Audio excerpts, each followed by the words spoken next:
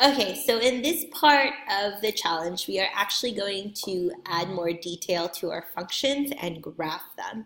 So I think it's really important to first figure out what your input and what your output is. So maybe it's for me, it's the amount of time a student spends on schoolwork is what, and on chores is what I'm trying to focus on. So maybe we would do something like, you know, the input is the day of the week, because depending on the day of the week, then the student might spend some number of hours on chores and schoolwork, right? So, so this is function number one, the amount of time spent on schoolwork. And then function number two is the same input. It's the day of the week again. And then the output is the hours on chores. So as you can see, you know, they're two separate functions. Students, depending on the day of the week, spend their time either on chores or schoolwork. We're trying to figure out when would be a good time when they can do both. Maybe they can watch math videos while they do dishes. So I'm going to go ahead and draw a function. So for your scenario, you're going to have to think of an input and an output for your two functions.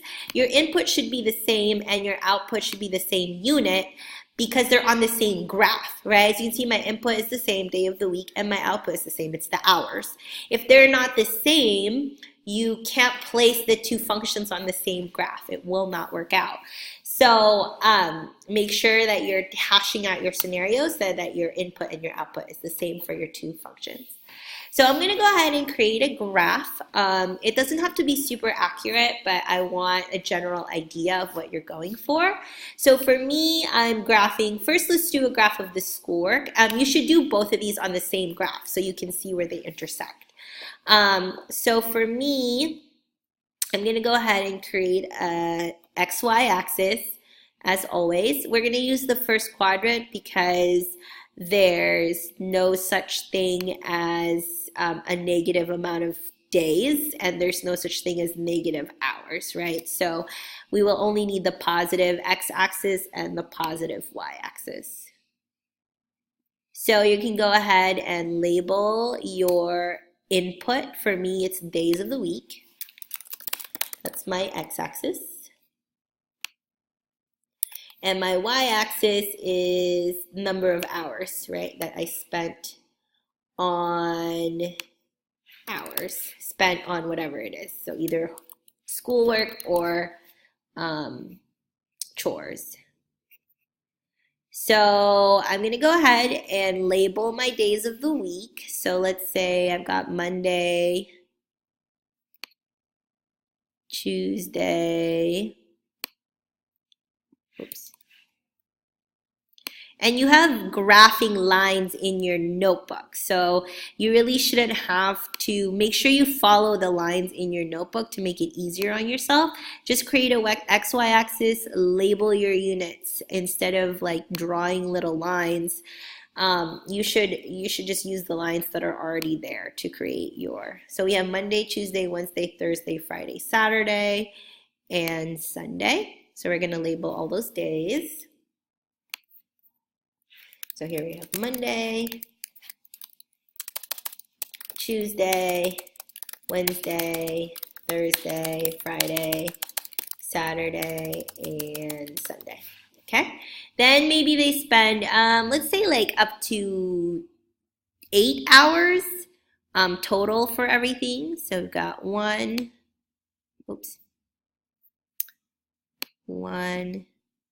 2, 3, 4, 5, 6, 6, 7. Make sure your scale is evenly spaced, right? I notice a few of you kind of have issues with that sometimes when you're making your graphs. You'll start like 1 over here and then go up to 2. So make sure there's an even amount of space in between your units. So we're going to say they start at 1 hour, and then the most they'll work on anything is 8 hours per day because they need to sleep, they need some free time as well, etc. Okay, so maybe a student's graph for their, let's say, their schoolwork, I'm going to do it in red just so we can, there we go. So you can kind of see it, is maybe on Monday they spend, the first hour working, let's say the early part of the week, they're just getting started. There's not a lot that they're doing, so maybe they kind of like start working a little bit more, and then they reach their peak amount of time they spend on their schoolwork on Wednesday, and then they start decreasing the amount of time they work on Friday because that's their easy day. They don't want to work as much. But then Saturday and Sunday, it's the weekend, so they really increase the amount of time they work on Sunday night. So that's a graph that could represent how much time a student is working on their school. So I'm going to do this in red so you can see, and it's really important for me to know which graph is which. So I'm going to put a little legend down here on the bottom, that says red. Let's write it here. Red equals hours on schoolwork. You could also label it a different way, however you want. If you don't have colored pencils or anything like that, you can put the label right next to the graph. That's fine with me. Okay, so a graph that could represent the student's schoolwork is they start out in the week, they're kind of just chilling, and then they kick up their workload middle of the week. They decrease during Friday because that's their easy day, and then the weekend they really ramp up their workload until Sunday night. Okay, so now I'm going to do a graph that represents my students' chores. So maybe the student, they have a regular amount of time they spend on their chores. Early in the week, maybe they only do a couple hours. They do a couple hours on Tuesday. They have a lot of schoolwork on Wednesday, so they just do 1 hour on Wednesday. And then Thursday, because they have less schoolwork, maybe they ramp up to a couple more hours. And then over the weekend, they're doing a lot of schoolwork, so then they go down again. And then Sunday, they don't really do as many chores. So maybe this graph, I'm going to make it blue. And this is the graph that represents their schoolwork, or their blue equals hours on chores. Okay, so as you can see, there's kind of a relationship, right? The more schoolwork a student has, the less chores they're doing. The fewer schoolwork hours, the more chores. But there are places where they overlap. Right here, as you can see, there's a period where they're spending the same amount of hours on their schoolwork as they are on their chores, and then here as well, and here as well. So maybe a way that they could make it more efficient is if they were to do both at the same time. So instead of, 2 hours on schoolwork, 2 hours on chores, maybe they could do 2 hours where they're watching videos while they wash the dishes.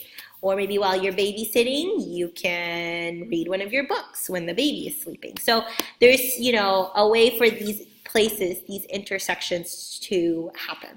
So this is my example. For your scenario and for your functions, I would like for you to graph your two functions. Make sure you label everything correctly, and then look at the points of intersection and explain what is happening at those points of intersection. So for me, points of intersection are where students is spending the same amount of time on schoolwork as they are on chores. A way to make it more efficient would be to do both at the same time. So instead of right here, that means they're spending 2 hours on schoolwork and 2 hours on chores. Maybe they can just do both at the same time. So for you, go ahead and create your graphs. Explain what the points of intersection are. Take a photo of all of your work in your notebook and then upload on Dreamseed Do.